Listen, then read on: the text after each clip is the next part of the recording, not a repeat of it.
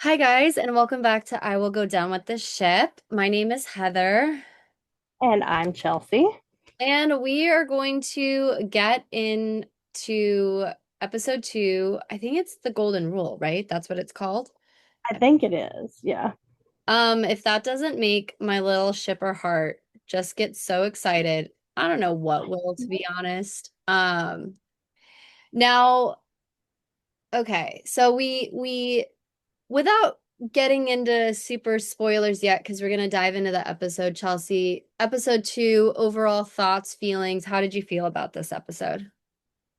I came out of episode two like yelling at the TV, but also much happier than I was at the end of episode one. 100% I feel the same exact way. And we will clearly go into why we were both upset and frustrated. And I'm actually excited to talk to you about this because it's going to be really interesting to dissect Lucy's character development when we get to that specific part of it, like taking the shipper glasses off and just looking at it from a writer perspective. So let's jump into it. I want to just say really quick, the opening song, You Belong to Me by Joe Stafford. So I know this song from Patsy Cline, and this was like me and my grandfather's like special song. So hearing it was just, I loved the little callback.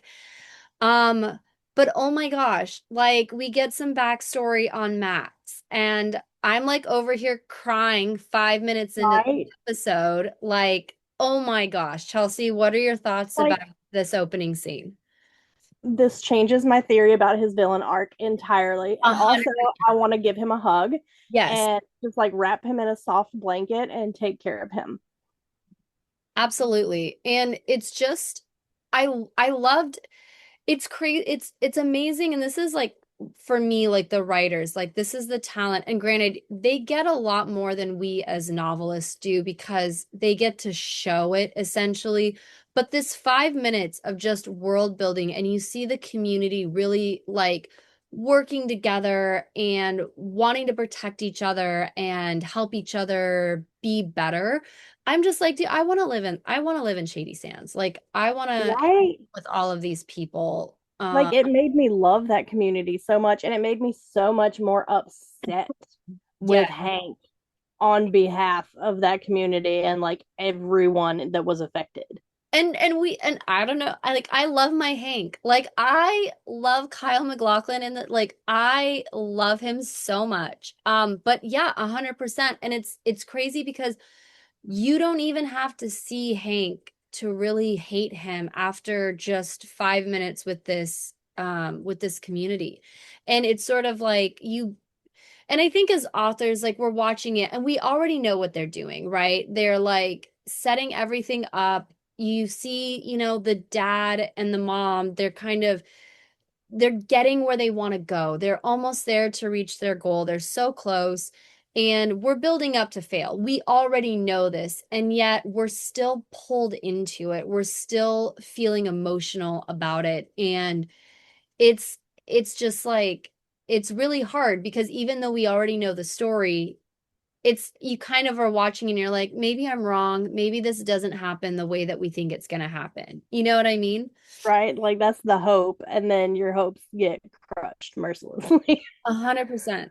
And it actually makes me understand Max a lot more and why he gravitates to the Brotherhood. And um it helps me understand him a lot more. Like even though I think that me and you did a pretty good job of dissecting who he was in episode like in the first season, I feel like this really helps me empathize with him a little bit more, and then on top of that Much.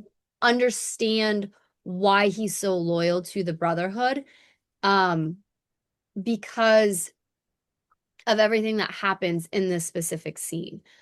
Um, so we kind of what happens basically is that, we have this sort of like a traveling guy or something, and like I guess they need to call the doctor because he just keeps repeating this phrase, something like patrolling the Mojave makes you wish for a nuclear winter. And he says this over and over and over again. And I think if I remember correctly, because I know we've kind of been on a winter break, but like the doctor is his dad, right? Am I remembering that? Is Max? I think that's the vibe I'm getting from that anyway. Yeah. Yeah. And so, Chelsea, why don't you explain like so we see this guy and we see the dad kind of go and explore what happens next. Our traveling merchant Yeah. is, as it turns out, is under mind control, and once they've unloaded most of the stuff off the cart, there's still something big under a tarp there. And then once our traveling merchant like dies and they roll him over and see that, oh, he's got this device on the back of his neck and he's been under mind control, and that's what's up. And they pull the tarp off and there's a nuke in the cart. Yeah. And but the crazy part is that Max's dad is like he sends everyone away, including his son.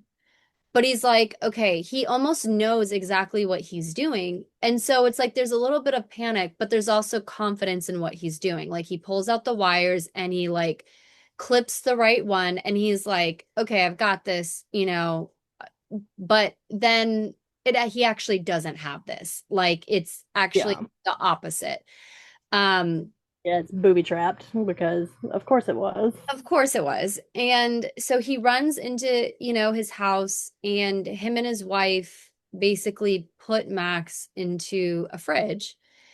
And it's just it's like the saddest moment. And I think, as a kid, like in by kid, I mean like in my 20s, like in my early 20s before I had kids, I was like, oh yeah, whatever. But I think once you have a kid or once you have someone to lose, those moments just hit you so much harder because you're Yes. automatically forced to be like, what would I do in this particular situation? And What would I do with my baby in this situation? And it's like it's so gut wrenching. I literally like I was crying. yeah, yeah, I was literally sobbing, even though, again, from a logistical writing point of view, I knew exactly what they were doing to me. I knew the setup. Like me and you have done this in our books, but it's like it still gets me because they know exactly what, you're doing and they're trying to reassure him, they're saying you're a good boy and you're going to be a good man. Um, and I love this line of like it could be tough out there, but as long as we leave it a little bit better than we found it, we Found did it. okay. And like that There's got a callback to that in the next episode too. uh hun oh honey. Let's let's not get ahead of ourselves with the next episode. But I yes, know, but I loved that moment. I was like, aha. yes, 100%. And so I'm like bawling because it's like he has so much faith in his son and that it's almost like like he doesn't want to leave his kid. He doesn't want to leave the fact that he is so close to achieving what he wants to achieve. But you know what? It's like he looks at his life and he's like, I did the best that I could. I made life a little bit better, and that like that gets me. Like that is important. Like especially as a parent, especially just like as we get older, what kind of legacy are we leaving, And Right. I just found that super inspiring and emotional. And, he gets in the fridge. And just even when the wife saw like we were just getting started, like like that was so real. Like I That was killed just me. yeah, because I'm like, okay, the dad's being strong. He has to be strong for the family, and the wife is trying to, but it's like, gosh, she's like, why is this happening? And it's like, no, that was real. Like, I'd probably do the same thing. And, Yep. I and felt that in my soul. yes, absolutely. But this is the genius of the writers because we see the explosion go off, and then it flashes over to Hank and like young Lucy. Right. And Hank's washing his hands. Yes. And it was just, and it's like Lucy's all like, hey, dad, like, come read to me. And he's like, okie dokie. Like, and it's just a reminder that, and this is where I'm like, no, like Hank is Cersei because his one redeeming quality is he loves Lucy. Loves his family. There is no doubt in my mind that he loves Lucy. And so, for whatever sick and twisted way he did this specifically for his kids, probably to save them from, Shady Sands and Rose essentially escaping with the kids. but it was just like I don't know, like it was such a contrast because you see both dads being present for their kids and reassuring their kids, and just they both think that what they did was the right thing. And even though we, in hindsight, know that Hank's a piece of garbage, it's like I cannot deny that he loves Lucy, and he like Right. is going to go and read her a book, and he is not emoting that, oh yeah, he just dropped a bomb on this fucking town. Like, Right. and Kyle MacLachlan plays it so good. Like so good that it's just, oh my gosh, the contrast was so stark and it just guts you. You know what I mean? It was absolutely beautiful. And it's very much a moment of like, you can see yourself in it as a parent because I can't speak for all parents, but for most of us as parents, we are literally just every single day trying to do the best we can with what we have Yep. and trying to make the best possible life that we can for our children with what we have. And we might not do everything right. We might screw up a whole hell of a lot, Yep.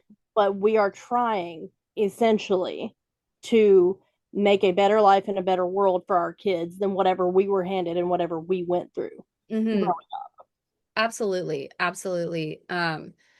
So after that scene, we kind of flash and now we get Maximus in the present. And um I noticed while watching this, like, because when we were talking about Max in season one, we kind of thought, okay, he's going to get this villain arc because he wants that belonging. He wants that found family. He wants to do whatever the Brotherhood says in order to kind of find a place for him in this world. But when we open up with him, it's almost like he's like hitting the right buttons, but he's clearly, there's a disconnect. He is not up. happy. So if do you want to get into more about that, like about our first scene with Max? It's so wild to me. Like everything's muddled because I've been so sick and I've watched episode 2 and Yep. episode 3 back to back. So I'm trying to like separate everything in my head and it's not working for me today. But like he's cleaning his power armor, right? Or is I that the think next so. episode? I think so. I think it's basically they're cheering for him, and I think he's talking to the guy, like whatever that guy is, like they're like, all hail Knight Maximus, we have troops cheering.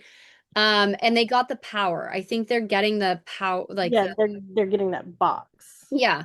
And they talk about abominations, nothing they couldn't handle. And this is also a good kind of foreshadowing into episode three. But abominations, from what I understand, is anything that, like, it's not regular human. It could be a ghoul, it could be like other Mutants. mutants. Yeah, exactly. But Yeah, just that they are not technically human anymore, or they're not full human, that sort of thing. And that to the Brotherhood is a complete stain on humanity because only sort of humans are accepted in within the Brotherhood's view of this world, from what I'm right. understanding.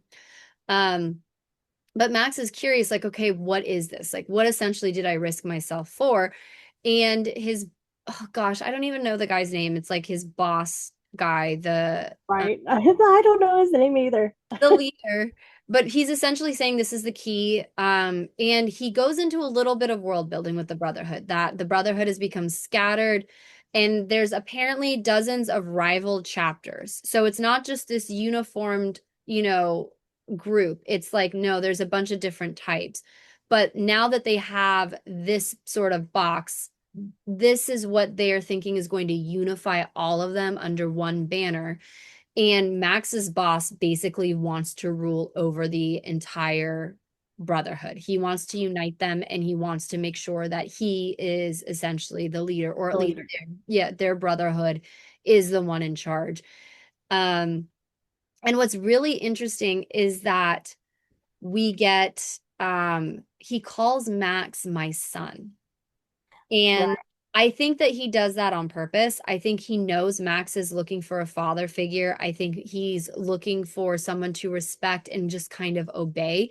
And I think he's completely taking advantage of Max because he needs Max, because everyone thinks that Max killed Moldaver, right? Right. And so he's kind of this hero now. And like, even though I think that they have their issues, the boss guy is like, I need to use this to my advantage. So I'm going, if I can control Max and have him do whatever I want, then this is going to work out for me and I'm going to get what I want to get. Yeah. It's an Um, absolute manipulation tactic for sure. yeah.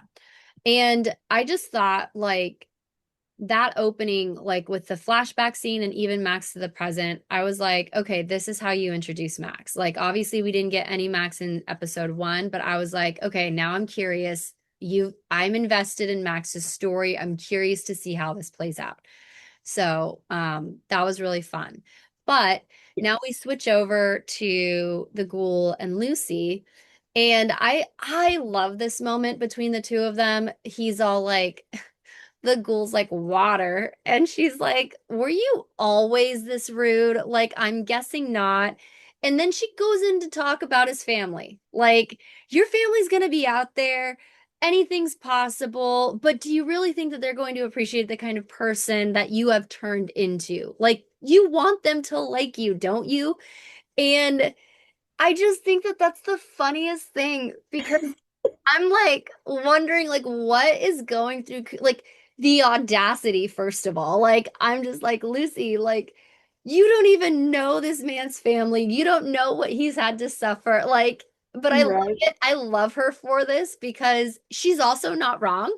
She's like, dude, you're gonna find your family and you're a dick. Like let's change attitude. You know what I mean? Like it's it's so funny to me. Like my entire like my repetitive tagline that I was saying for this entire episode was girl.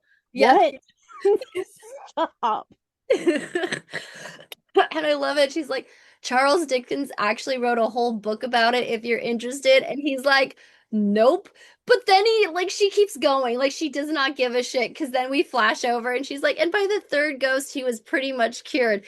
But the best part is he's actually listening to her. Like, he's like humoring her. He's like, like, you know what I mean? Like he could tell her to shut the fuck up and he doesn't. I He think he could. secretly likes when she talks. Like honestly. Right. I think he's been so lonely for so long that he will tolerate the yammering no matter what. Oh yeah, and I just think part of him because if I were Cooper, this would be me. It's like, what the fuck else is she gonna say? Like, what's gonna come out of this mouth? Because like I'm curious and I'm also like disgusted, but I'm also like intrigued and like all of these emotions. So I feel like that is what's happening right now in Cooper's head. Like, Um, Yeah. but then we get the help, we get the shout, and we already know what Lucy is going to do. Um, Yes.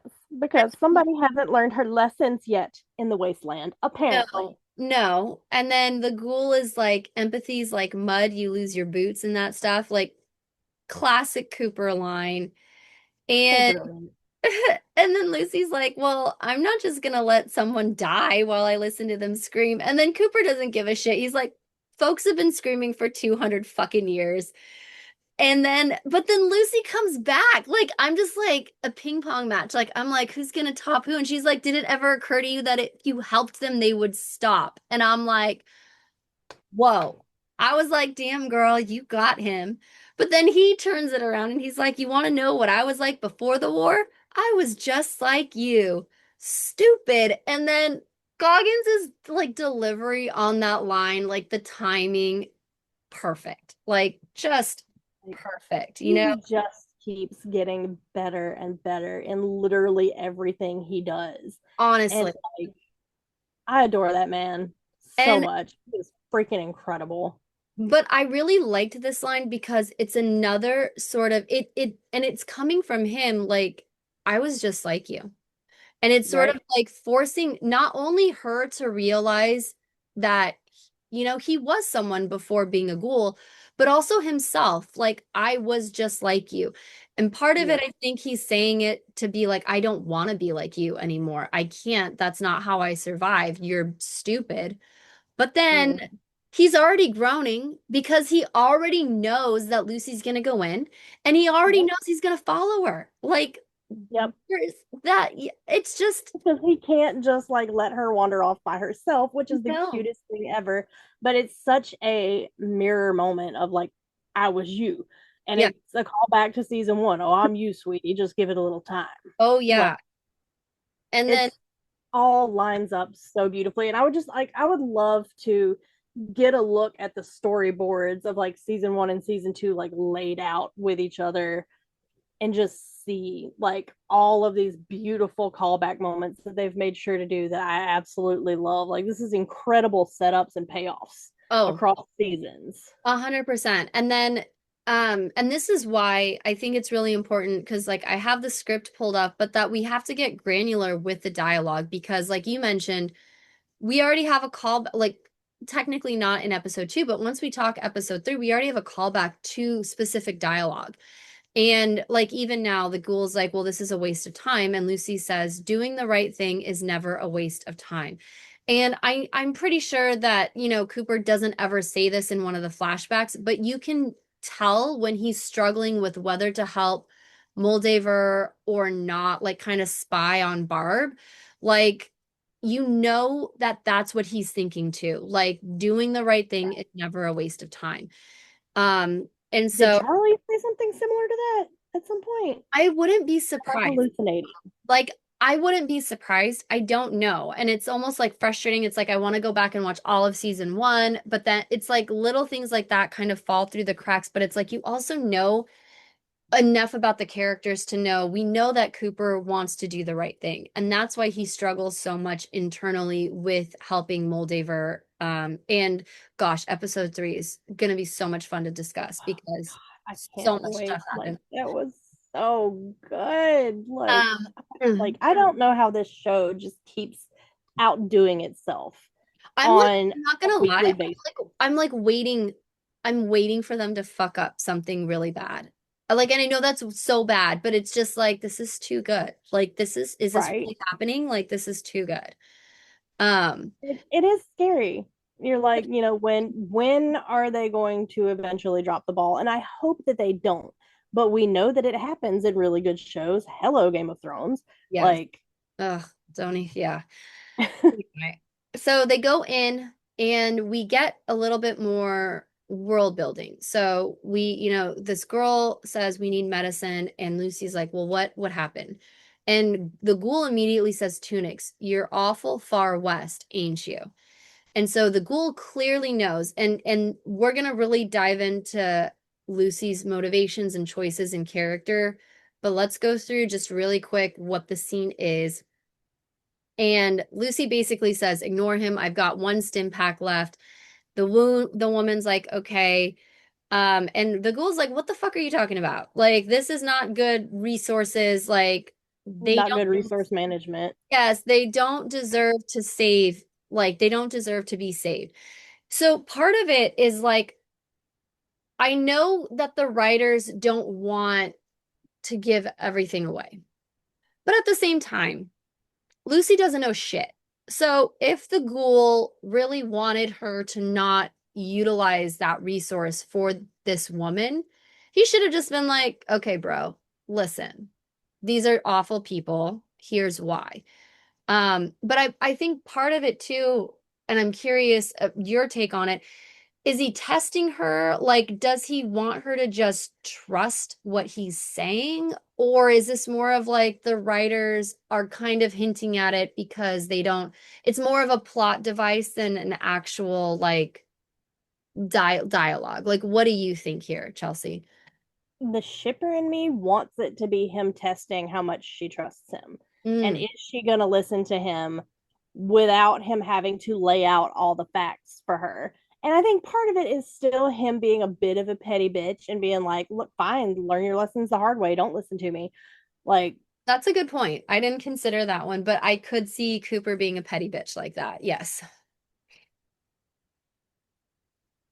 and that's like, my instinct is it is either him hoping that she is going to trust him and not question every little fucking thing, though does he know her at all if that is the situation, Right. without him having to explain why these people in their tunics are bad people and you shouldn't waste resources on them. And like the other part of me is like, no, it's totally just to like just watch and see what happens and how badly her warped worldview, her sheltered little worldview fucks shit up for her because she's not listening. And Well, like let her learn that lesson the hard way. well, and on top of that, what's interesting is when he says, "Hey, this is gonna not be good for the resources. Folks in them outfits don't deserve saving." She doesn't stop and ask him why.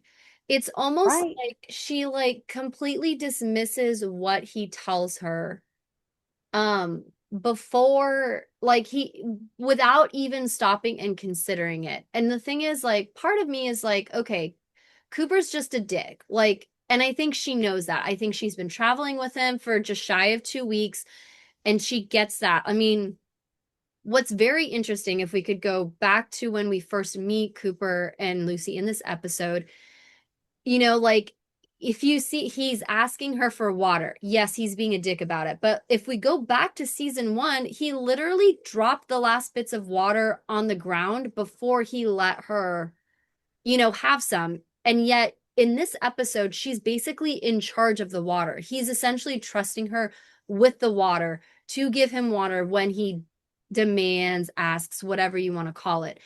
Um, so I just find it really interesting that she's not even, he's her guide essentially. And to be fair, a lot of what Cooper says has been right. And so my thing is like, okay, you don't have to think that he's Mr. Rogers. You don't have to think that he's this nice guy.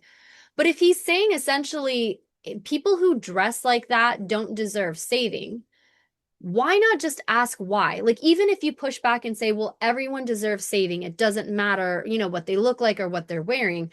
I'm just like, she completely ignores what comes out of his mouth and focuses more on the saving them. And yeah, I get it, they need that help, but I just wish I would have seen a little bit more like, Back let's and have forth. a, yeah, like a dialogue. Like, let me, even if it's to argue her point of everyone needs saving, I don't like the dismissiveness. That's what I don't really like. Right.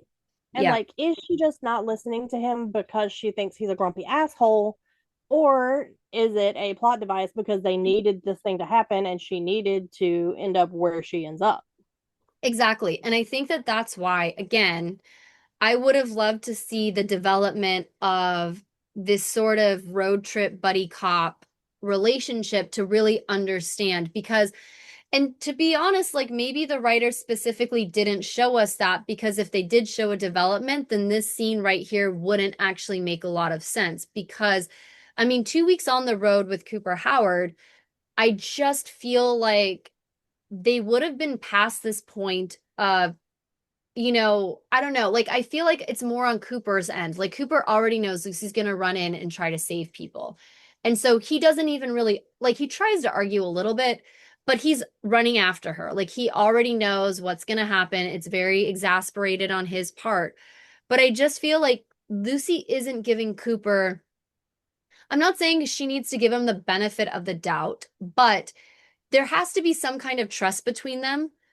Like, I just feel like even the opening scene from episode 1, like he completely trusts her. Like if he's trusting her to shoot the rope where it's already on Right. her neck, he's showing a lot of faith in her.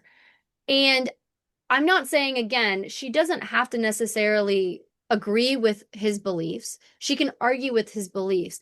But why not give him a little bit of the benefit of the doubt? And this isn't me trying to be like shipper or even, oh, I'm thirsty for Cooper Howard.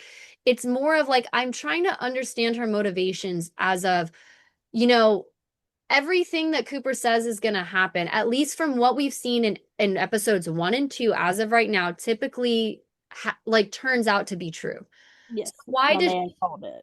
yeah, right. So why is she not at least having a dialogue with him about, why not to, like save him? And so like I just Right. what's interesting, so then, obviously we see that there's two people, like another person there, and the ghoul's like, nope, not you, dude. Like I'm gonna kill. What's so interesting though is he doesn't kill the woman.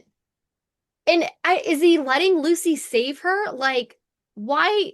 Like, if he really just wanted to shut Lucy up, he could have. He's fucking Cooper Howard. Like, he could just push her to the side and kill both of them. Like, what are your thoughts on that? Like, Chelsea, like, why doesn't he kill the woman? Like, is it again to teach Lucy that lesson, or what do you think? I really do think I'm gonna let you learn this shit the hard way because hardball lessons teach better Yeah. than me trying to tell you something. Obviously, because you're not listening to me when I'm speaking, you're not giving me the benefit of my experience on top of not giving me the benefit of the doubt. And like I've been up here for 200 years navigating all of this shit. You would think you could listen to me, but if you don't want to listen to me, I'm gonna let you learn the hard way. Yeah.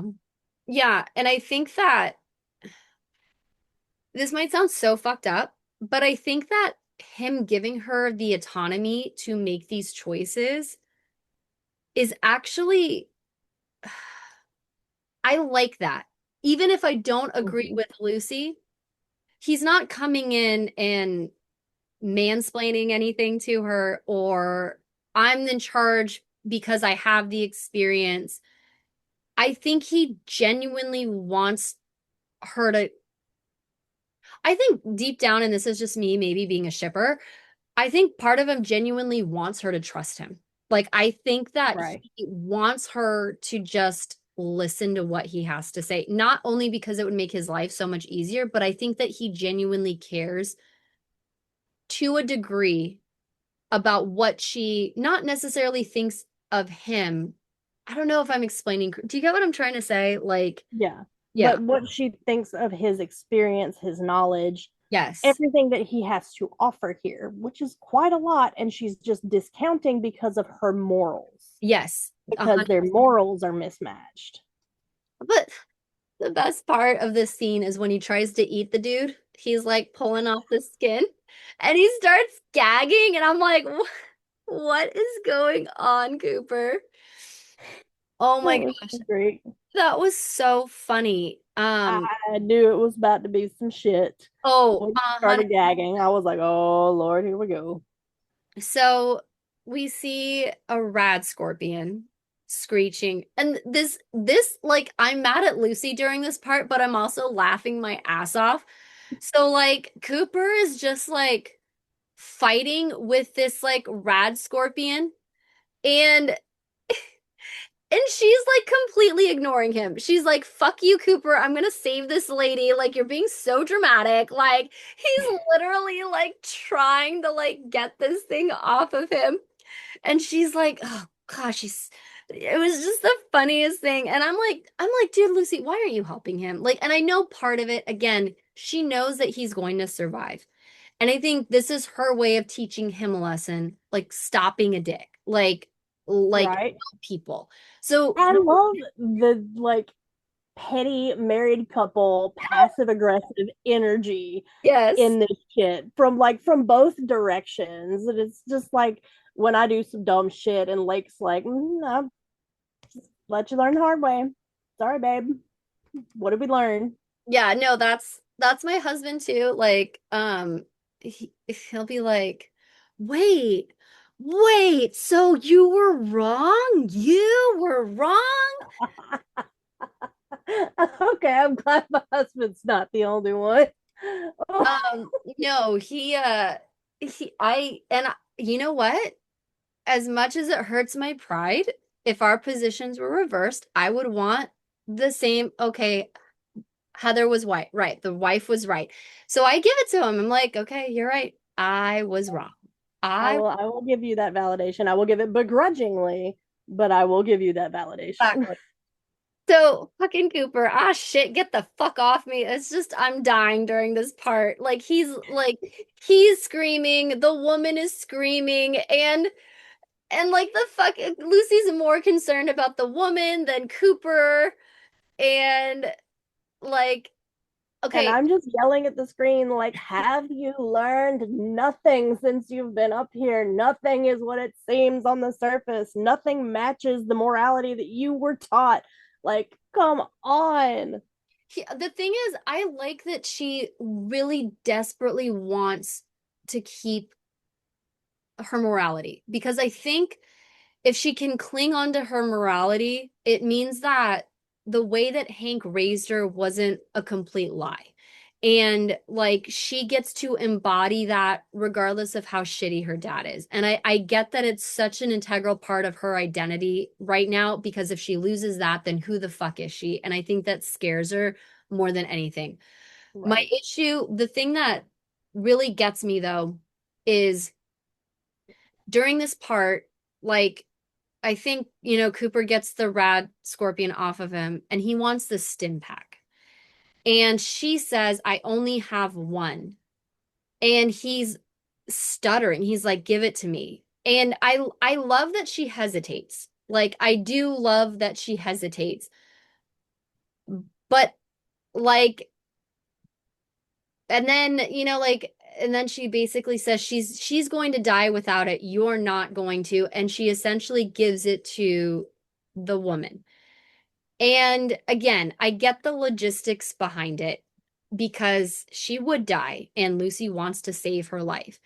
But I do not like that she chose that A stranger stranger over Cooper. over Cooper. Uh-huh. And I'm hoping that this is a setup and that we will get a similar scene in episode 6 or 7 and she will have learned her lesson and pick Cooper. I'm hoping that this is what Right. this is, that this is a setup. Um, because we do see her hesitation.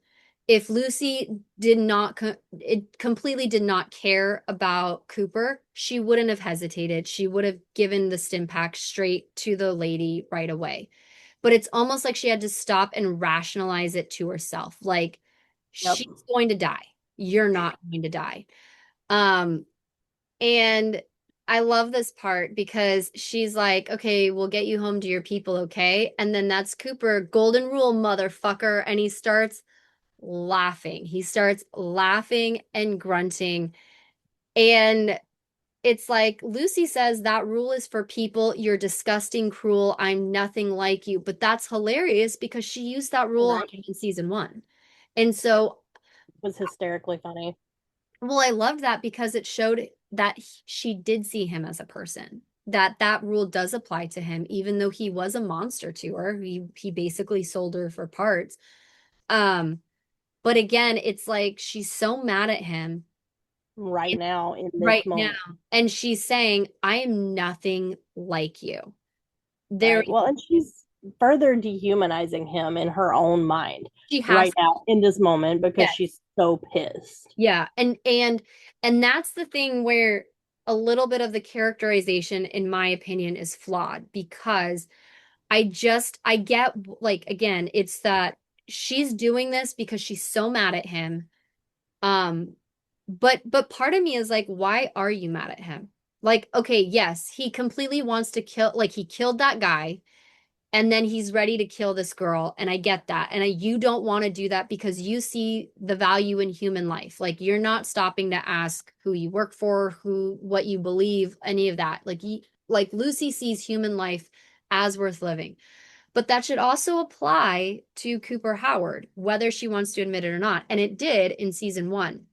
And that's where I have the issue of like, okay, look, like even the lesson that she learned in season 1, that she learned directly from Cooper, is sometimes killing's a mercy killing.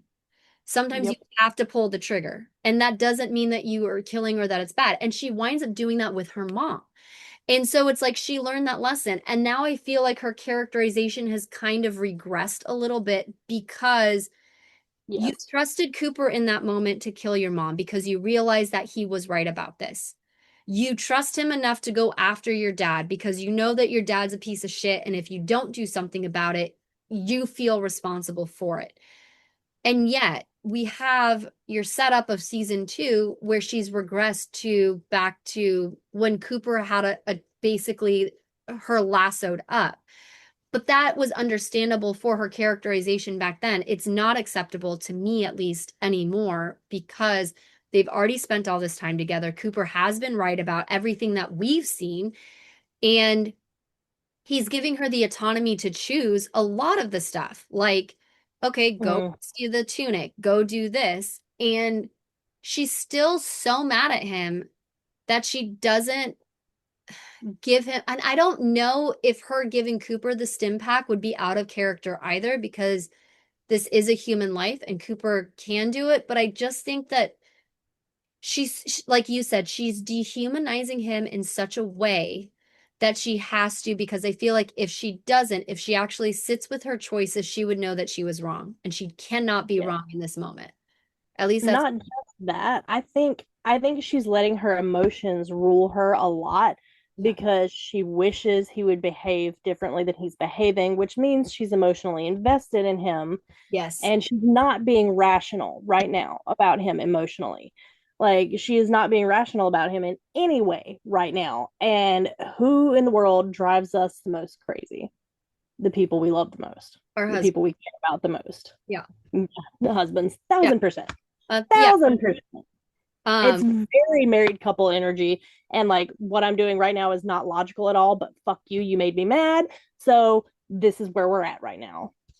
I just love this. Like when she's like, okay, she's getting the woman up and she's like, which is why when I get her home, I'll come back for you. Give you a little time to think about the consequences of your actions. Like to me, that's just like a throwback to when they first meet in fucking, gosh, what's that town when he's like killing everybody and she's like, we don't need to be violent. We can resolve this. Like, Right. um, Oh, but I love like the woman doesn't give a shit about Cooper, but Lucy has to tell herself like I wouldn't worry about them. He's very durable. He'll be fine. And it's like she's already feeling guilty. She yep. already knows that she made the mistake. But it's like we do this as wives. Like we're already halfway into the fight. We're already arguing. You ever see those memes on Instagram where it's all like when you're like three-fourths into the fight and you start realizing that you're the bad one, like you fucked up, but you're too far in that you can't back out now, like you have to go all the way in. And I feel like that was Lucy 100%. Like she was like, okay, maybe I could have handled this differently, but he has to be fine. Like he's gonna be fine. But now it's like, yeah, like I'm like, okay, she's feeling guilty, which is good. Fucking Lucy, like you should be feeling guilty. Right. And so, yeah. So anyway, so that's the scene. Do you have any other points or anything that you want to talk about when it comes to Lucy and her character or her decisions or even the ghoul or anything like that? Like, do you think that what Lucy does makes the ghoul respect her more? Do you think that he's just kind of like, okay, she's gonna learn the lesson. I'm gonna have to come in and save her. And like, what are you thinking right now when it comes to that? I think he's very exasperated. I think he's a little bit disappointed that she didn't choose him. Yeah, And like we'll talk about why when we get to episode 3, or at least I think it's episode 3. I don't know, everything is running together because I've been watching on a loop. 100%.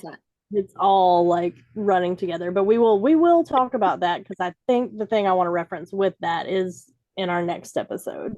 Okay. um but I very much think that he's just like he's mainly exasperated, he's tired, he knows exactly how this situation is going to go Yeah. because like he knows her inside and out, he knows her better than she knows herself, Yes. and like he knows how this is going to play out. He knows he's going to have to get his shit together, he's going to have to bootstrap himself, and then he's going to have to go after her Right. because our girl has fucked up Yeah. Pretty bad. royally. Pretty bad. And I think there's a little bit of disappointment and a little bit of hurt, but like he's gonna go after her anyway because like he can't. I don't think it even has anything to do with finding his family right now at this point. Like yes, but that's secondary. It's like he can't let her wander through this shit alone and get killed before they hunt her dad down and like even this score. Let me ask you, because I was going to save this question for the end, but we'll just jump into it now. Because I've seen so many different theories about at the end of episode 2.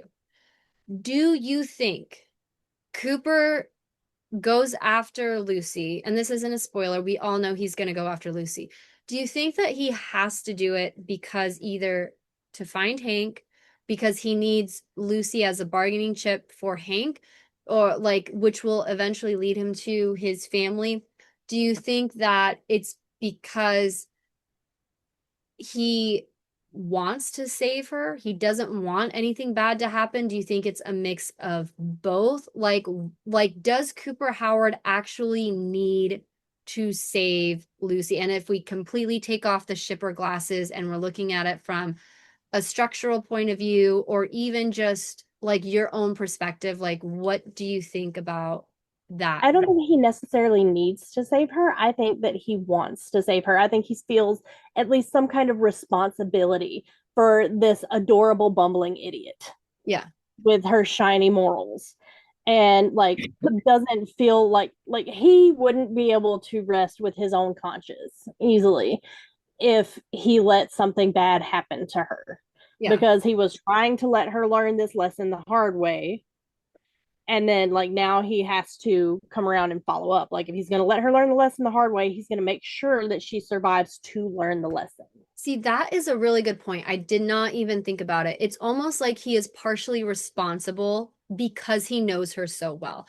I feel like he knew exactly how it was going to play out, but I think to your point, I think that he didn't actually expect her to choose to give the stim pack to the girl. Like I think like it's that disappointment. Like he almost expected that she's going to learn her lesson and I'm going to be right there to show her what an idiot she is when we're surrounded by the Legion after dropping this tunic bitch back off. I don't think he realizes they're going to be separated. Right. And I think that like to I your think it's a little bit panic inducing for yeah, him, like being separated from her, because all of these horrible things could happen to her before he gets himself straightened out and gets to go and like come to her rescue, right. like the fucking cowboy he is at heart. And I think too that I just think that like you said, I think that it's that there's that he's that cowboy at heart, that responsibility. Um I think that I think he tells himself he needs her to fulfill his goals, but I think that deep down he's fucking Cooper Howard. Right. He could track Hank. He could torture Hank and kill him. Lucy might actually be more of a hindrance right now to him than an actual help to him. Because like he's a bounty hunter. He is the best bounty hunter in the wastes. I don't think he actually needs her to get what he wants. No, he does not need her at all. And the fact that he continues to stick with her and look out for her and save her from these fucking idiotic situations she keeps putting herself in because she's applying her morals to a place where her morals do not belong. Yeah. Like, it's a choice on his part. It is an active choice Yeah. to continue to engage with her because he does not need her. He No. is so ridiculously capable that he could easily hunt down Hank, probably faster, Faster. without her tagging along. And he could easily like torture the information that he needs out of Hank. It Yeah. wouldn't be hard. It would be enjoyable for him because he Yeah. didn't like Hank before the bombs dropped. 100%. Like, but he's guiding Lucy on her journey. I don't want to say in a very mentory kind of way because it doesn't feel mentor It's mentee not. to me. It doesn't feel father daughter to me either. No. But he is serving as a guide on her hero's journey, and she's got to like figure this shit out. Yeah. But I think that's why he keeps giving her so much agency. Yeah. It, he wants to see her learn and start making the right choices. Well, and to your point about the mentor mentee, I don't think it's mentor mentee either because the relationship is pretty equal because she is also guiding him on his own hero's journey. And so That's because you have the equal like it's funny because they're both going on the hero's journey, but they're both a mentor to each other too. And so it's sort of like you have this like this mirror between the two of them. And so that's why I don't think it's father because there's no real power imbalance between them. I mean, yes, Cooper has the experience, he has the age, he has, the knowledge, the wisdom, whatever. But Lucy has knowledge of the vaults that he doesn't have. Lucy has the moral compass that he lost. And so to me, that really brings them down on equal footing because they each need something from each other. And Yes. they kind of are this puzzle piece that fits together and they can both learn from it. And so I'm not gonna lie, like once Lucy was separated, I was like, oh fuck, are they gonna be separated for like the rest of the season? Like I was so worried, like, I we're was only in stressing episode, the fuck out. dude, I was stressing out. I'm so glad we saw like episode 3 like really calm me the fuck down. But I was like, am I gonna like have to wait for the like is he gonna spend a whole couple episodes gathering troops? Like what's gonna happen? Like I don't want them separated. Like I need them to like stay Be together. together. Yeah. Yes. So Lucy leaves the ghoul, poor ghoul. And now we get to see the Vaulties. Our Vaulties are coming out of hibernation, essentially. Not gonna lie, like they were hilarious. They were so funny. I loved it. I love that Norm's like basically like there's been a change of plans, then you have I don't even know these characters' names, but I love Claudia and the dude. Like, Claudia's like, should I be able to see now? And he's like, relax, Claudia. There's been a change of plans. Like, just that little banter, I'm dead. Like, I'm dead. I'm like, you've got me again, Valtese. Like, why do you do this to me? I can't stop laughing. They're so cute. Like they're precious and adorable. And I'm so fucking proud of Norm. And like I'm loving the shit out of Norm this Yeah. season. Like, can we just talk about how fucking genius he is? I feel like he's really stepped into his alpha energy. You know what I mean? Yes, Like, yes. And it's like I feel really weird about being thirsty I over Norm because like I watched this child grow up on the Disney Channel and like stop it. I just think luckily I did not watch him grow up, so I can definitely respect the alpha that's coming out of Norm, but I just like look at his character growth from this guy who like gave a shit about nobody, who basically had to be like moved from job to job because he didn't get along with anybody. And he's just making these decisions and owning these decisions. And I love it. And now he's basically like, well, what the fuck do I do now? Like, these are essentially children. And I have to convince them that not only is it Reclamation Day, but that I'm in charge and that Bud is just, he's dead, but we can't have them panic. And it's just, he handles his shit. You know what I mean? Like, Yes. mad It respect. was very sexy to me in a like a deeply intellectual and kind of manipulative but also hot sort of way. Yes, absolutely. Like So it's giving dark romance hero light. yeah, like it's like the nerdy brother. It's like the Sabrina Carpenter song, like, when did you get hot? Like, when did it Yes. happen? Like, how? Um, so then we kind of jump over to Hank and fucking Hank, dude. Kyle, you're amazing. I love you. Like he grabs this mouse and he's just like the mouse is squeaking and he's trying. He's Like trying. it was so slapstick and like hysterically funny but tongue in cheek at the same time, and I'm like, damn, how do they achieve this kind of humor with what we have going on right here? Like that's hysterically funny. Yes. And I And love him in the yo-yo. oh my Him God, and the like yo-yo. I'm like Kyle, did you do that yourself or should I be paying it like is this an actual sort of motif in within the show? Like does this represent anything or is this just Kyle MacLachlan being Kyle MacLachlan? Like I need to know like what Right. does this mean? Like cuz I could see Kyle just being like, "Hey, I found this yo-yo. Like I'm just going to fuck around with it in the scene and no one's going to tell him no." You know, like I could see that happening as well. Well, he's a genius on screen, obviously. Like he's fucking incredible. Yes. So like nobody's gonna question that choice. If it was No. just Kyle being like, "Hey, I'm gonna do this thing." Yeah. And it worked. Let's be real. It worked. And then so we kind of jump over to Max and we see Max kind of taking on a leadership role. Like he's saying, okay, send those to the clerics for sorting. Like, and people are respecting him. They're listening to him. The best part is when he's like, please don't play with the grenades inside. Like, like this is we think is common sense, but I guess the Brotherhood does not have a lot of that over there. Um, Apparently. Dude, like when I saw the car, like they're literally in this warehouse looking at all of these relics from pre-bomb area, and it's like I'm seeing this beautiful car, and they're like, "Bring her outside. Let's see what this baby can do." And we like all think like, "Oh, she's gonna drive the car." No, he did No. not drive No. the fucking car. My favorite moment was like, there's a fucking alien in this Oh refrigerator my gosh, yeah.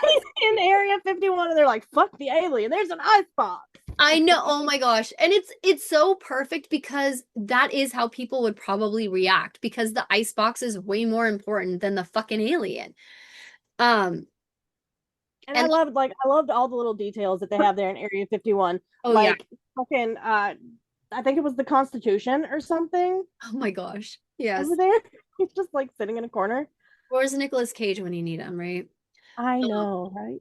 Um and then I actually really liked this scene with Max because I think he's washing himself or something like that. And Yeah, yeah, he's cleaning up. he's cleaning up, and the guy's like, "Why are you like Why are you doing that? why are you doing that?" And he says because it's important. And he doesn't necessarily tell him like, "Hey," it's more of like, "Okay, well, what is our duty?" And the guy's like, well, to fix this fallen world. And he's like, well, yeah, sometimes, but in order to make a big problem something you can handle, you have to make it small. And so we start by bettering ourselves. And there's a bunch of different ways that we do that with self-discipline, with valor, with generosity, and not smelling really bad. And I just honestly really appreciate that message because it's true Yep. that. I thought that that was very, very poignant and very like wisdom. Like, I was like, for someone who started off, poor Max, worried about his dick exploding to like this. I'm Right. like, Max, you've come a long way. Like, you have He come has a long come way. so far, and he's like he's really coming into himself and stepping into his own. And I'm loving seeing Max with more agency. I love seeing Yeah. Max question things.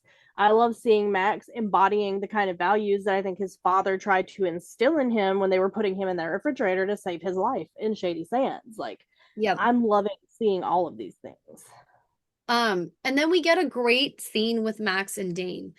And I think that so basically, Max dismisses the cadet, and I think Dane says it's always going to get dirty again.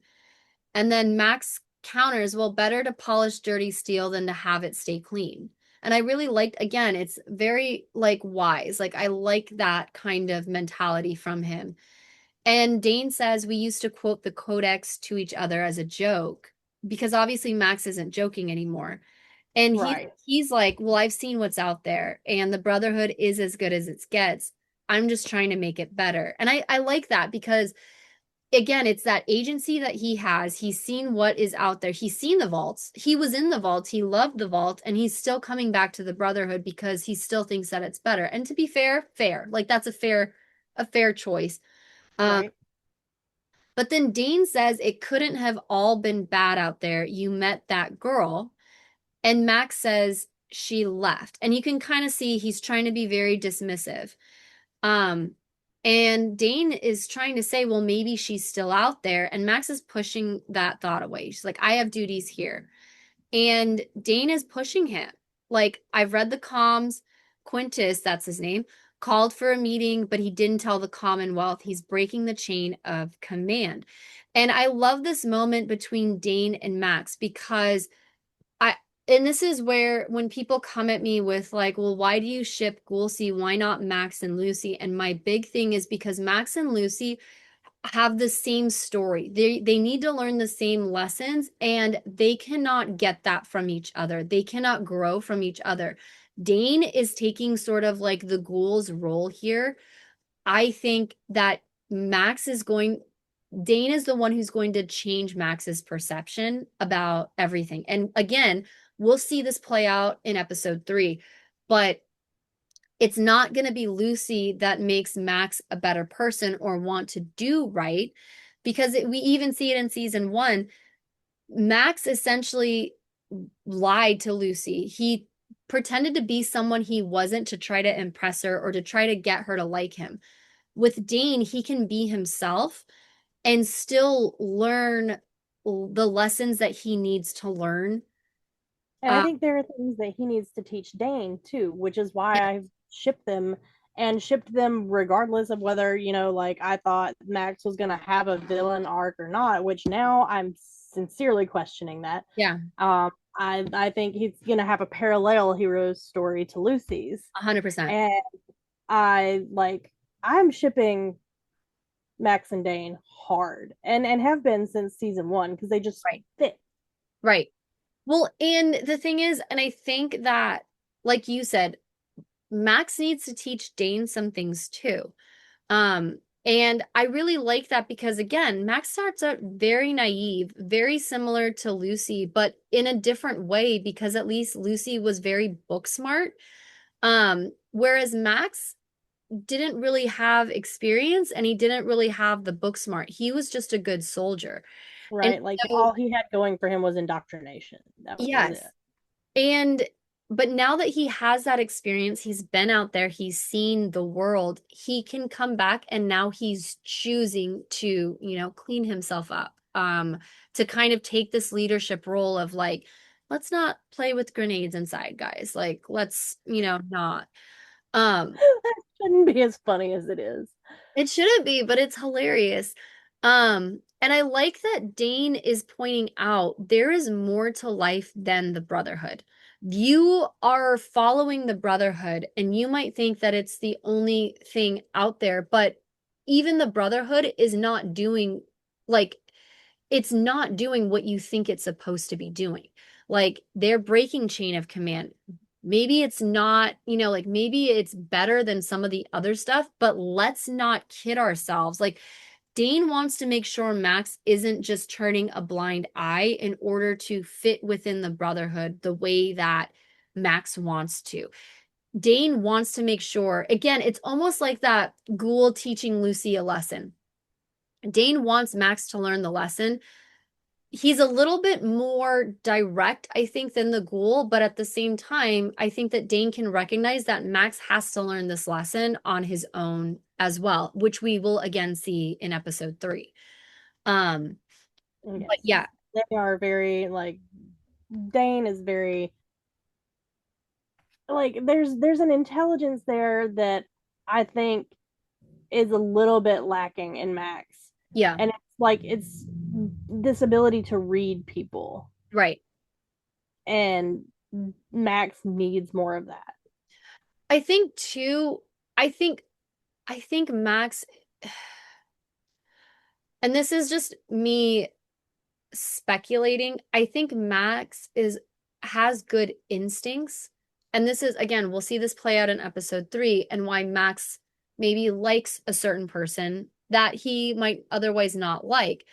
But I think that he doesn't have, like you said, the experience to read how people are. He doesn't have that.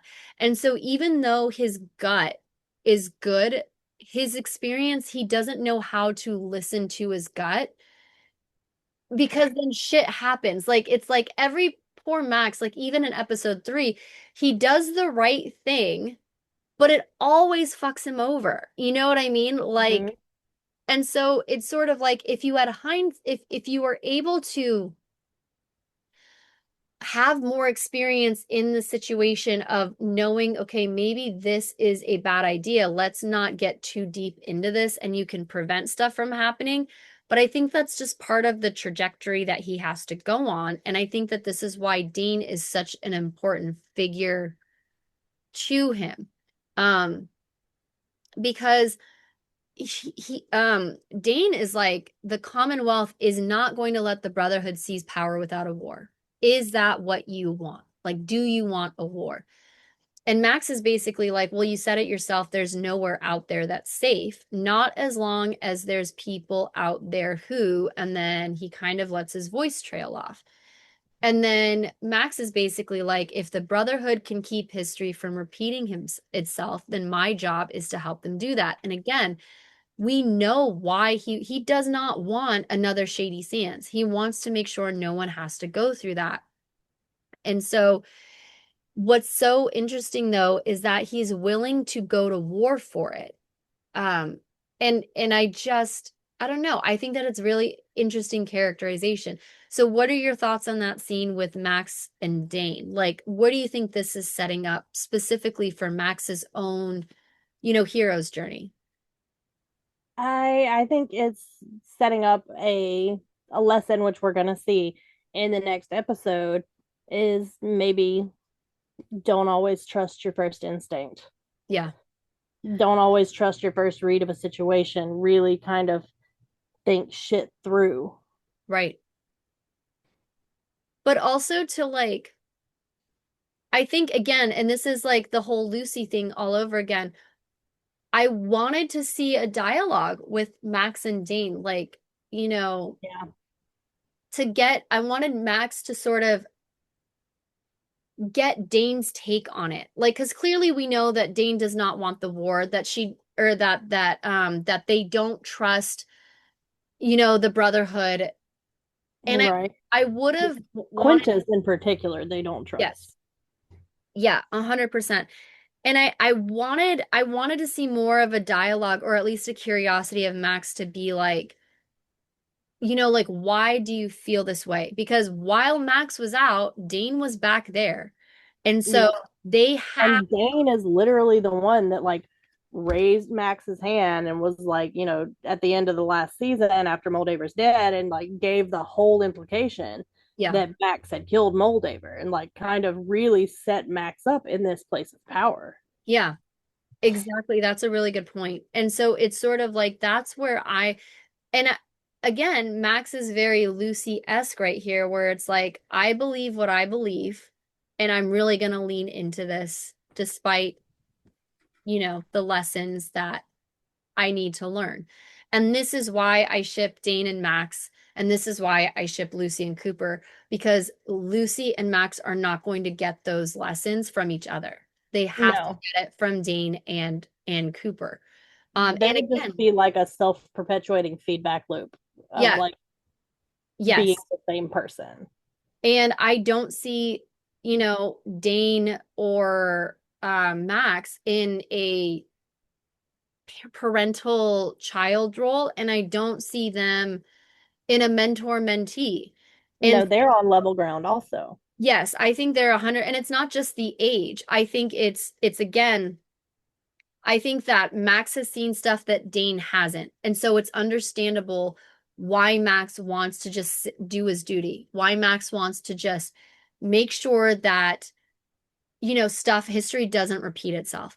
But What I love about it though is how Max's gaps and Dane's gaps could really fill each other in knowledge wise oh yeah, and create a very strong team. yes, it's Lucy and Cooper all over again. And that's what I really like it because it's again, it's that foil relationship that mirrors back things from the main couple to this particular couple. Yep. And so then we kind of get a flash of like, okay, it's sort of like this round table, like Quintus is basically top.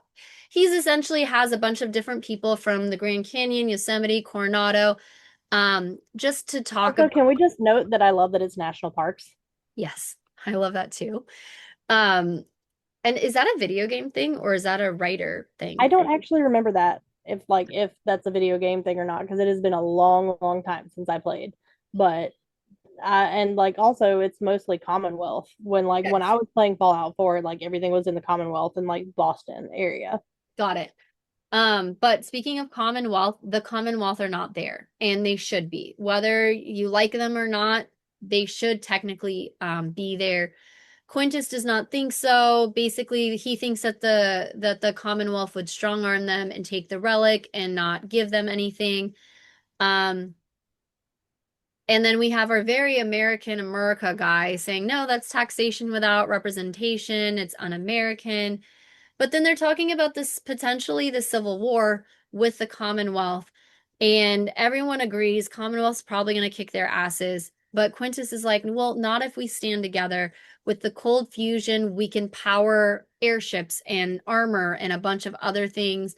Um, and we can kind of be united under this common, banner. And they point out it's not our banner, it's your banner. Like you want to do whatever you want to do.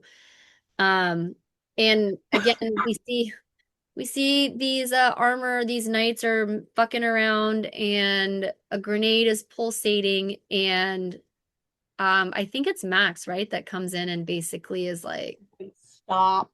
yeah. Like Um, children, no. It exactly. was very much the energy of that moment. Yeah. And it's just interesting. It's fascinating because we see the different sort of brotherhood groups. Like, some don't want to deal with the religious bullshit. Others are like, well, women don't get to talk. Um, you know, and then they And start, then one of them has a female leader. yeah, exactly. And then they start arguing and, basically they're like, look, the Commonwealth pretty much lets us rule ourselves, so go fuck yourselves. Um, and somebody else says, you just like that they let you fuck robots. And I just thought that was hilarious. That was very funny. And the argument with that is, well, it was just one squire and he was well within his rights. Like, okay, like I that's need more backstory, please, and I thank know I need some world building here. Um, and so they start arguing, they start fighting with each other, like they don't want to work together. But Quintus is basically saying, look, we have our differences, but there is something we all agree on, and it's power. Um, and I can make this cold fusion. Um, and what's interesting now is now they're taking this holy book, the Codex, and there's very specific laws here that says, you cannot do violence against a brother. But now with power, again, you're going to start rewriting what is acceptable and what isn't. They specifically say, I suppose the Codex is open to interpretation.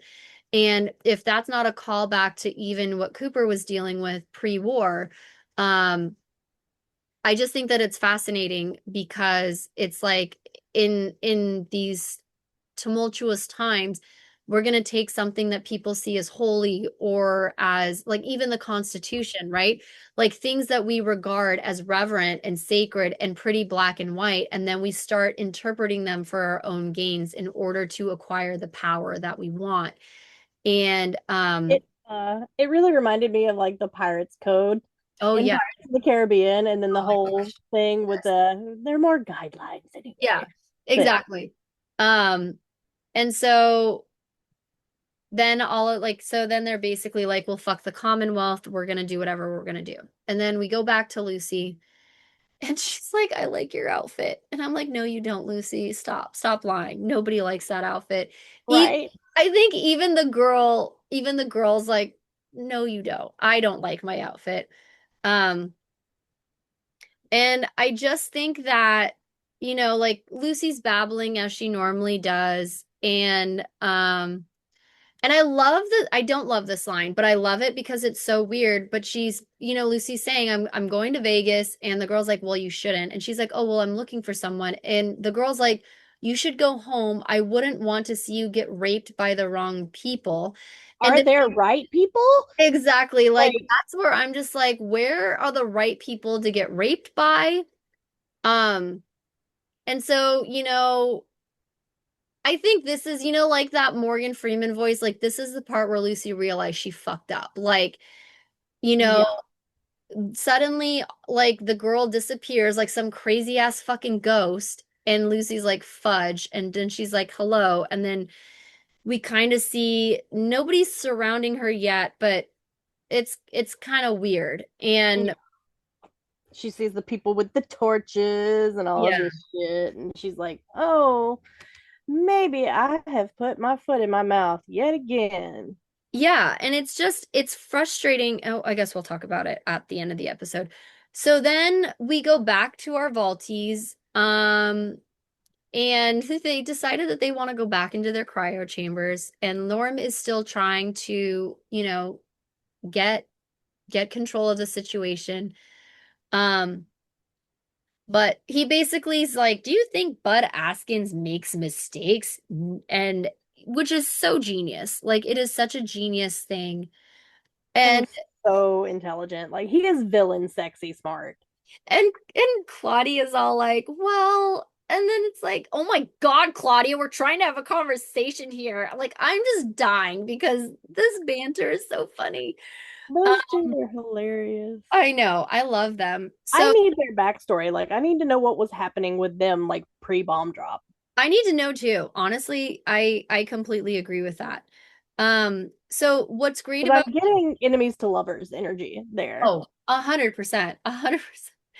Um, and then so basically Norm manages to get them to essentially um start like focusing and doing what they're good at doing and overriding security protocols, semantics, all of that stuff. Like And the it, merit dots. The merit dots were so freaking brilliant. yes, exactly. Um and so this and then it flashes again and now we're back with Hank. And this is a really interesting scene because Yes. he has a human now. And Mhm. he gives the guy champagne and the guy's like, "Well, who are you?" And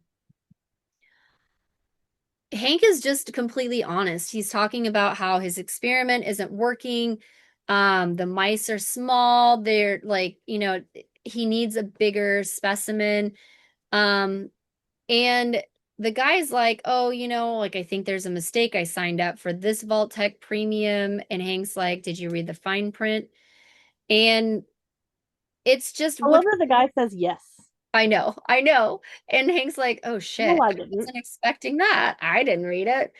Um, but what's so fascinating is I love this. And this is where I hate Hank, but at the same time, it's hard to hate him because he talks about, "I noticed on your file that you had a family, but you only bought a ticket for one."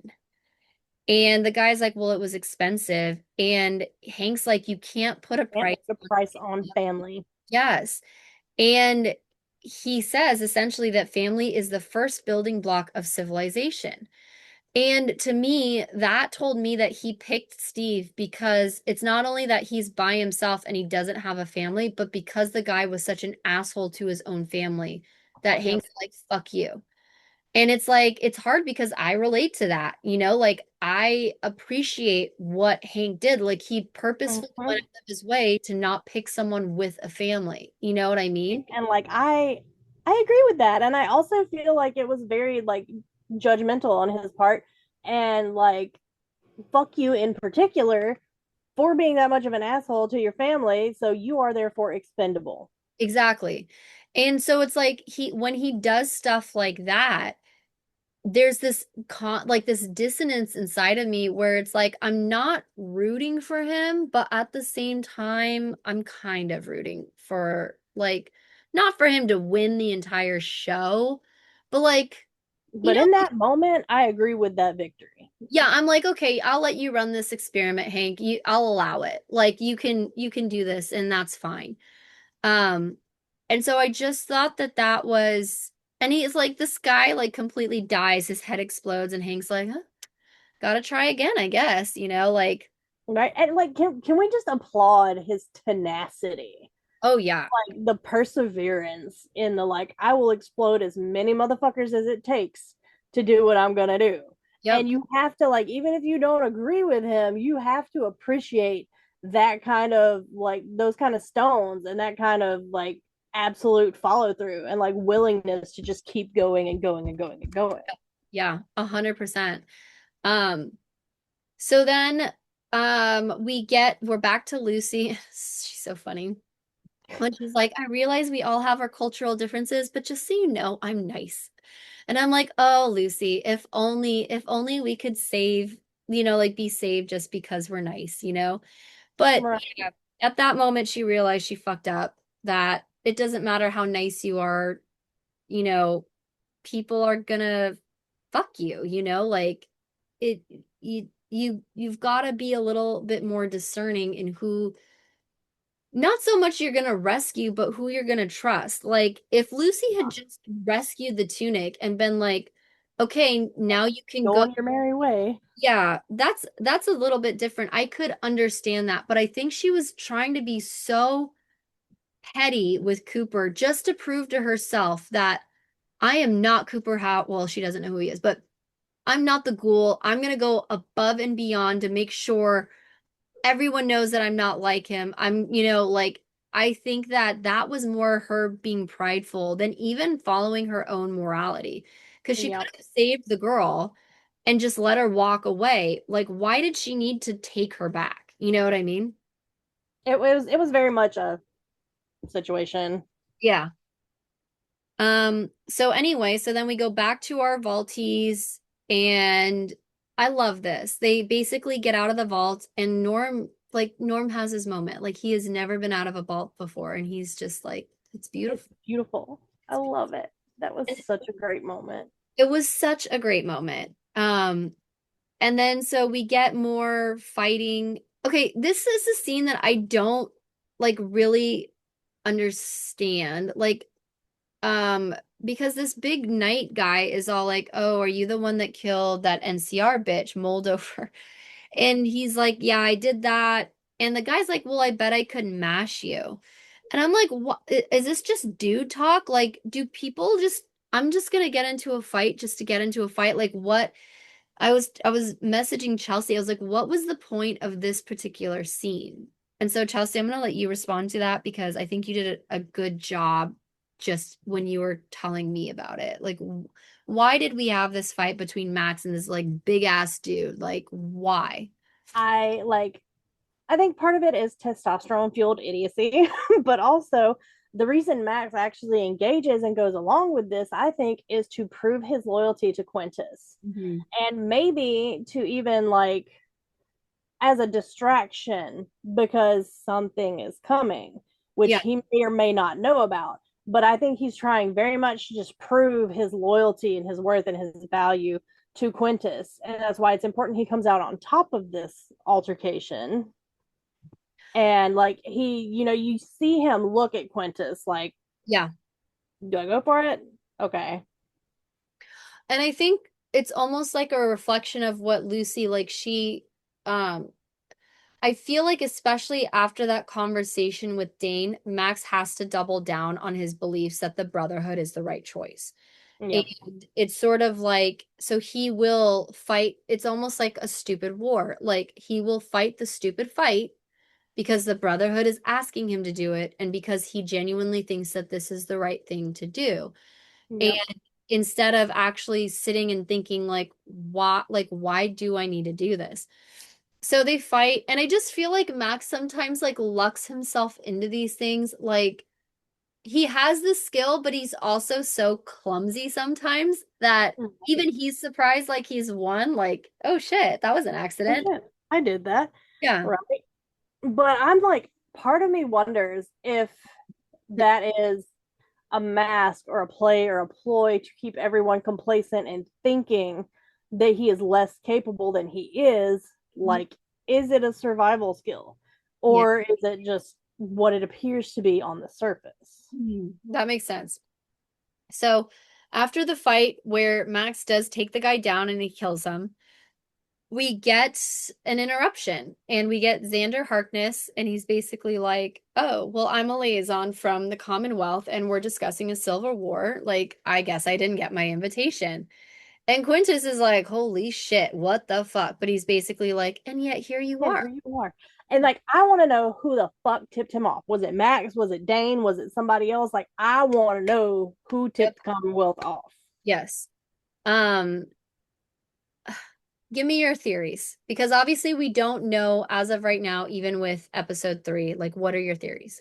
with the look that Max and Harkness exchanged after Harkness showed up in that little nod, I almost think that it was Max who tipped Harkness off, but I could be wrong. But like that, just that silent visual exchange that they had Mhm. made me think that Max might have been the one that tipped Harkness off about the breach in the chain of command. I think that if that's true, he does that because of what Dane says. Absolutely. Because Max does not realize Quintus is breaking chain of command until Dane mentions it. Right. I And think it would be juicier if Dane was the one that tipped him off. I agree. I am leaning towards Dane only because I think Max is still I'm doing what I'm told mentality, but I And think yeah, Dane is very much, I'm going to question what we're told yeah, mentality.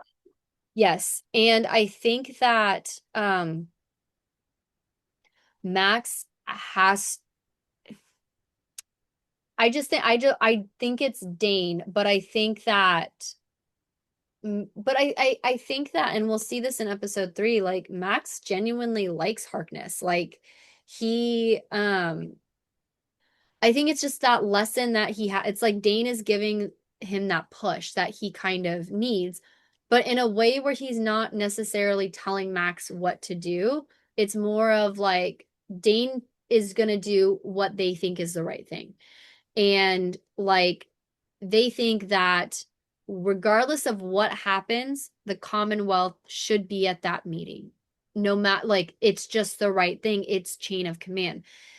If Max wants to go and follow the Brotherhood, then we can't just decide that the Codex is up for interpretation. You have to follow the rules. And so it's sort of like figuring out, well, what rules do you follow? What rules don't you follow? Because technically, Dane is also going against chain of command by going over Quintus's head and telling, Harkness, or at least Commonwealth, hey, this is what's going on. So I really like it because it's hard because not you cannot have everything be black and white in the wastes. You just Right. can't. And whether it's the All shades rules, of gray. yeah, whether it's the rules or morality, and those are the two like journeys that you have Max on for the rules. Are they black and white? And then Lucy and her morality, is it black and white? And we're going to find that out. So the episode ends that way.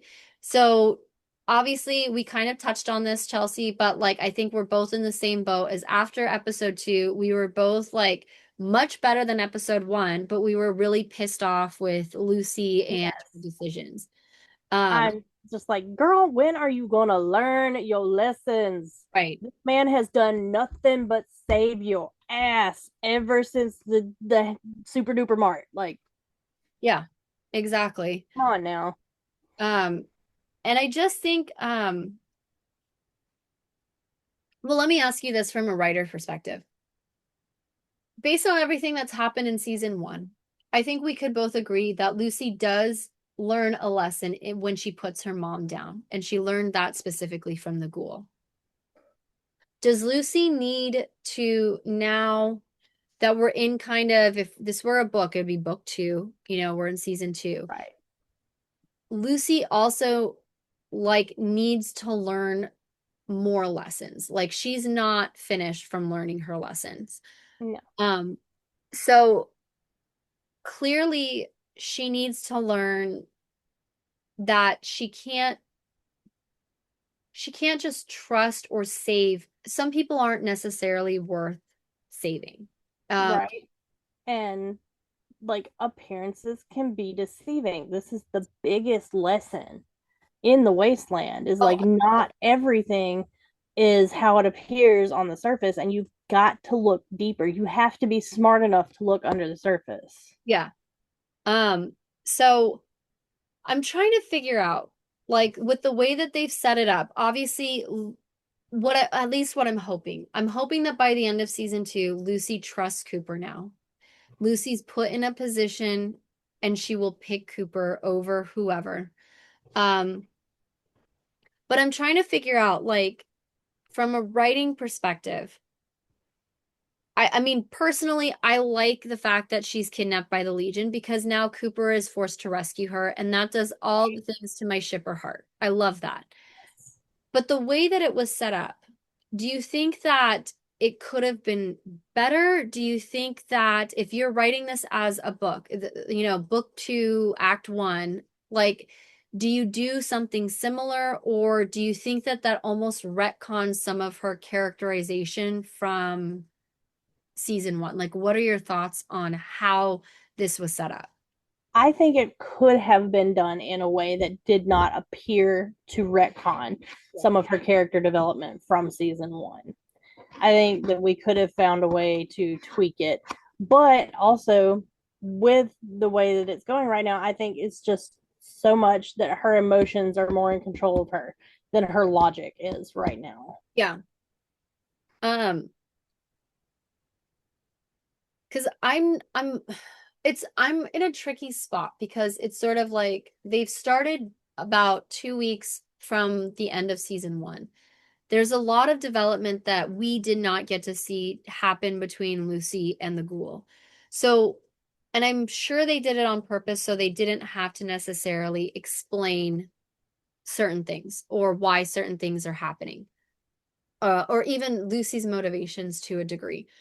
Because my thing is more like, but I don't think she learns the lesson the same way if it's done differently either. I think that she has to be gung ho, she has to be emotional, she has to make all of these choices in order to really get that foot in her mouth. Because if, let's say, she just lets the girl go and somehow the Legion kidnaps her, she's not really learning a lesson. She's now just kidnapped, and Cooper has to go sort of after her. But Right. based on all of the choices that she made, this is not Cooper's. I mean, to a degree, could you argue that maybe he is somewhat responsible if he kind of could predict what was going to happen and he sort of let it happen? Possibly. But Lucy's an adult. Like, she made Right. all of her choices. He let her make the choice, even when he told her what to do. We are not going to give resources to the tunics. Let's, like, basically kill them. They're not worth it. They're evil people, essentially. Give me the stim pack. He basically told her, you need to do these things. And every single time he told her to do something, she went and did the opposite.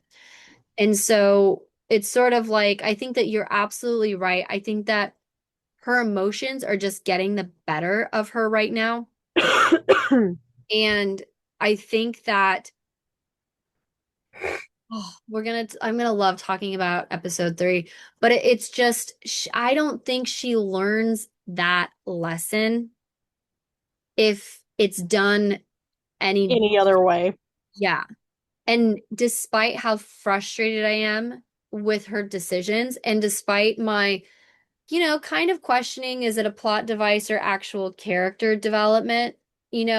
I think that it has to happen this way, or else it's not the same. You know what I mean? Yeah. Yeah. And I think it has to go exactly the way it went because like he's not going to get to have the petty bitch okay learn it the hard way moment Right. otherwise, and she's not going to get to have a bought lesson. Right. And I also think that in his own way, Lucy was teaching Cooper a lesson. Like, you have to be nicer. And not just for me, but like for your own family. If you are after your own family and you're this much of a dick, like, you have to change that or else they're not going to want to be around you, kind of thing. Right. Like And I don't see Barb putting up with that at all. And like I see Janie being really disappointed, but like I Barb would straight up like shit whip him oh yeah. for acting like that. Like there's no question in my mind And while I don't think Cooper gives a shit about Barb, I think that he does care about Janie. what Janie thinks. Yeah. And even, does he deserve to have her love for all of the things that he's had to do in order to survive, in order to see her again, kind of thing. Right. Um, And so I think that it's going to be really interesting. I'm just again, not really a spoiler, but an episode. I'm just glad that they're back together because Right. if it took like three episodes for them to like rescue, I was just gonna I was shit gonna be so upset. mad. Um, but yeah, so I think that yeah, I think it has to happen this way. Now, obviously, we're gonna get into episode three next time, but do you think Cooper learns a lesson from Lucy's choices? Or do you think it's more of this is cute what she's doing, but I'm gonna go over it and basically say that I'm right kind of thing? Like, do you think I that think he's very much the latter right now. Like it's like, let me go prove to the Vaulty how wrong she was again. even he used her golden rule, and like the fact that like I mean, it's the title of the episode and it can be applied even to Max's situation. Like you have this whole group of brotherhood and they're leaving somebody out, and so it's sort of like you're not treating others the way that you want to be treated. Would be treated. Lucy is not treating Cooper the way that she wants to be treated, and Mm-hmm.